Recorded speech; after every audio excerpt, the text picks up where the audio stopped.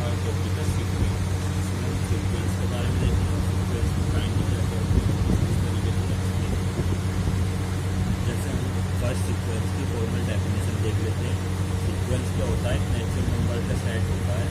एक natural number के set की मैपिंग एक रियल नंबर पर यदि हो तो उसे हम सीक्वेंस कहते हैं। मतलब हमारे जैसे एन नेचुरल नंबर सेट है 1 2 3, इसकी मैपिंग करते हैं हम रियल 1 A1 A2 A3 पर। तो ये जो हमारी मैपिंग होगी इसे ही हम कहेंगे सीक्वेंस। जहाँ पे हमारा जो नेचुरल नंबर है वो तो डोमेन ऑफ द सीक्वेंस होगा, यानी कि वो डोमेन दिखाएगा सीक्वेंस की। और जो हमारा ये रियल नंबर का सेट है ये होगा हमारा रेंज ऑफ द सीक्वेंस, यानी कि ये रेंज को रिप्रेजेंट करेगा। जो भी हमारी नेचुरल नंबर की मैपिंग जिस भी एलिमेंट पे होगी रेंज सेट के, यानी कि किसी भी रियल नंबर के सेट पर, वो हमारी क्या बन के आएगी? रेंज। कोड, या हम कह सकते हैं कोडोमेन। रेंज की एक अलग डेफिनेशन होती है, इसे हम कहेंगे डोमेन, इसे कहेंगे हम कोडोमेन, जो हमारी मैप हो गया है। रेंज में थोड़ा सा इम्प्लीमेंट होता है, तो नेक्स्ट हम वो देखेंगे रेंज ऑफ द सीक्वेंस। अब रेंज ऑफ द सीक्वेंस क्या होती है? हमारी जो हमारी नेचुरल नंबर से मैपिंग आर पर आई है, उन मैपिंग में जो आर का जो टर्म्स है वो जो डिस्टिंक्ट टर्म है उनका जो सेट है उसे हम कहते हैं रेंज ऑफ द सीक्वेंस। यानी कि कुछ हमारी टर्म्स ऐसी भी होंगी जो कि एक दूसरे के इक्वल होंगी, तो उन्हें हम रेंज ऑफ द सीक्वेंस में एक से ज़्यादा बार नहीं, एक बार ही काउंट करेंगे। तो इसी वजह से कोडोमेन और रेंज में यही फ़र्क है कि रेंज ऑफ द सीक्वेंस क्या होती है? ऑल डिस्टिंक्ट टर्म किसकी?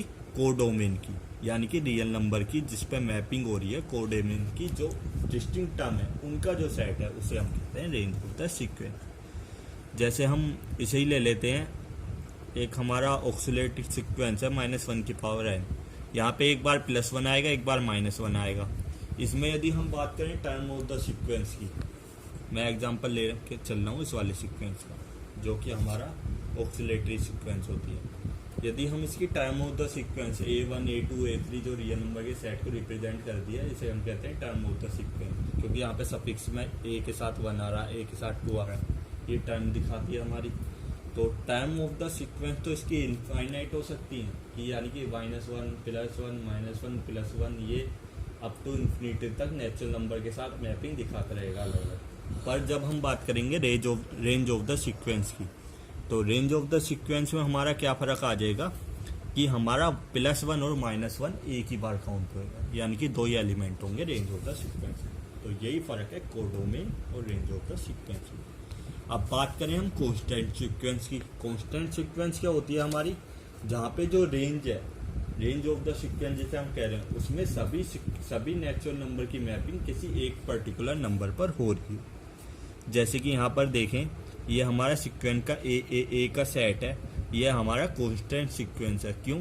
यहाँ पे सभी नेचुरल नंबर की मैपिंग जो 1 2 3 4 ये नेचुरल नंबर है, उनकी 1 की मैपिंग भी ए पर है, 2 की भी, 3 की भी, ऐसे अप टू n तक।